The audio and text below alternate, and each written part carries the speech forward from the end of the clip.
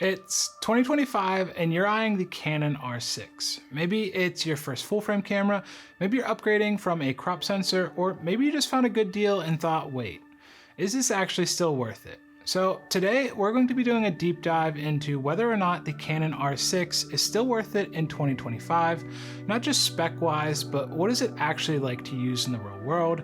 What are some quirks? Where does it shine? Where does it fall short?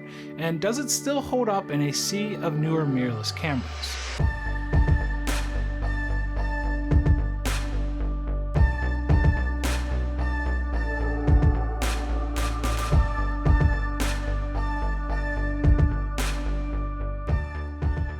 Alright, let's rewind for a sec. The R6 launched in July of 2020 alongside its bigger brother, the R5.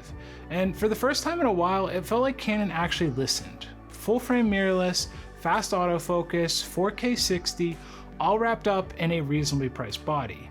And it delivered. The R6 quickly became the go-to for wedding shooters, YouTubers, hybrid shooters, and people that just wanted a camera that could handle it all. I have used the R6 for everything from weddings to doc shoots to just casually snapping shots around the city. It was the camera that helped me start this channel and is still the camera I use today for every single one of my videos. Now, fast forward to 2025, and things have changed. Canon has released the R6 Mark II and the R5 Mark II, Sony is on the A7 Mark IV, Panasonic has dropped the S5 Mark II, so in this ever-changing camera landscape, where does the original R6 still fit in? Let's break that down. When it comes to the sensor, the R6 is using a 20.1 megapixel sensor, and by today's standards, that's pretty low, but don't let that scare you. Unless you're printing billboard-sized images or cropping like crazy, 20 megapixels is still more than enough for 99% of the work most of us do. There are also some real perks to it being a lower resolution sensor. You get smaller file sizes, quicker editing, and a lot less strain on your storage. So while it might not sound sexy on paper, 20 megapixels is still a very practical choice for everyday use. As for dynamic range, this is still a really strong sensor even compared to Canon's latest bodies. You get plenty of flexibility in post to push and pull the shadows and recover the highlights. And for color science, I mean, it's classic Canon, vibrant and very true to life. Another nice benefit of the lower resolution is the low light performance. ISO 6400 looks clean, even ISO 12800 is totally usable. This is a solid choice for weddings, events, or any style of shooting that typically takes place in dimly lit environments. Now, let's talk autofocus. Even though the R6 has been around a few years, its autofocus system is still one of the best on the market today. You're getting Canon's dual pixel AF, and while it's not the newest iteration of this, it is still incredibly reliable. You get face and eye detection for both people and animals, and it also offers a range of other focusing modes like tracking, single point, zone. Basically everything that you're going to need to get the shot is going to be in this camera. This autofocus system is also what makes the R6 so dependable. Whether you're following a bride down the aisle, or you just need a camera to reliably track your face for a YouTube video, I have put the R6 through its paces for over 3 years now, and this system has been something that I can trust every single time. When it comes to video, the R6 punches well above its weight. You're getting 4K up to 60 frames a second, in 10-bit, in 422, in C-Log 3. Even 5 years after its release, many newer cameras still struggle to match the R6 video spec-wise. Look at the Sony a7 IV, the Panasonic S5 II, even the brand new Nikon Z5 II. All of these cameras require a 1.5 times crop to shoot in 4K 60, but the R6, it manages 4K 60 with a minimal 1.07 times crop, and this means that you're not going to lose that full frame look, and for somebody like me who regularly switches between 4K 24p and 4K 60p, this is a big deal. If you're creating content for YouTube, short films, weddings, B-roll, the R6 delivers impressive results. This camera has been my go-to for every single video on this channel, so if you're curious about what footage from this camera might look like, just check out any of my most recent uploads. Now, I would be lying if I said this camera is perfect. There are definitely a couple things that you want to keep in mind when shooting with the R6. First is the 30-minute record limit. Even if you have enough storage, enough battery life, and everything else, it is going to stop recording after 30 minutes every single time. For most of us, this isn't really an issue, but if you're planning on using this to shoot long interviews or podcast-style content, this could be a deal breaker.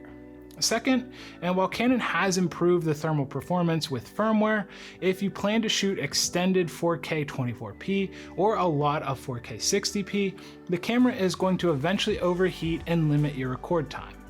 I've only encountered this a few times myself, but it's definitely worth mentioning as the newer R6 Mark II and R5 Mark II don't really have this issue anymore. If you have never used an R6 before, one of the first things you're going to notice when you pick it up is just how natural it feels. Canon has really nailed the ergonomics on this camera. The grip is deep and comfortable, and this is a huge plus when you're shooting for extended periods of time. The button layout is intuitive, and the menus are classic Canon. It's nothing complicated, just straight to the point. It strikes a nice balance of being large enough to feel solid, but not so bulky that it's unwieldy.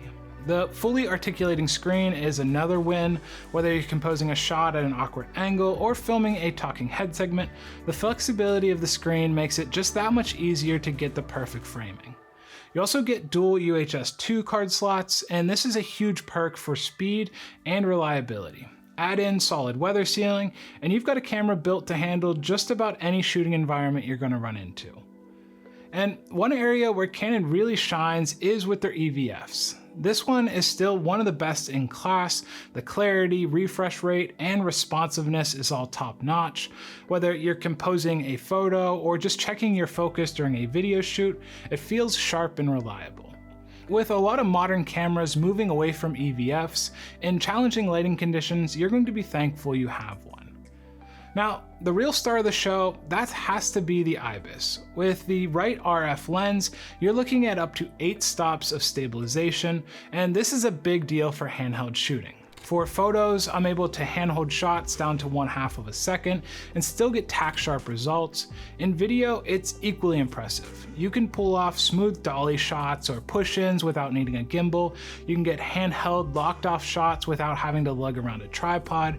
Having the flexibility to run and gun with minimal gear has really made filmmaking a much more fun and streamlined process. The official battery life estimate on the R6 is right around 510 shots, but in the real world, I've found this number to be quite a bit higher. With casual shooting, you should have no problem getting through an entire day on one battery, but when it does come to video, things do drain a bit faster. If you're going to be shooting a lot of long form content or a lot of 4K 60, I recommend carrying 2 to 3 batteries just to be safe.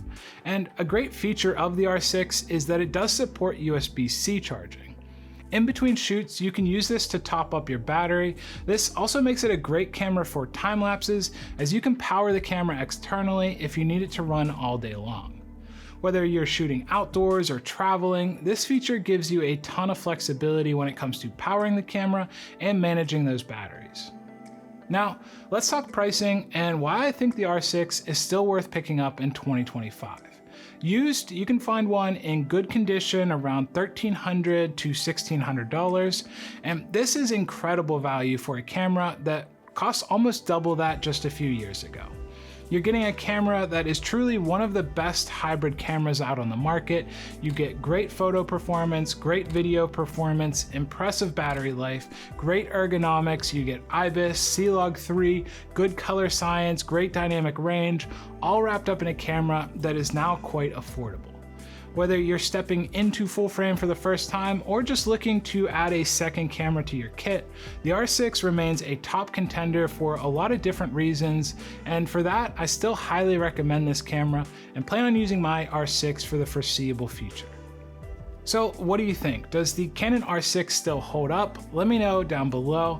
As always, if you have any questions regarding the Canon R6 or just camera gear in general, leave those in a comment and I'll do my best to answer them. Thank you so much for watching, and I'll see you in another one.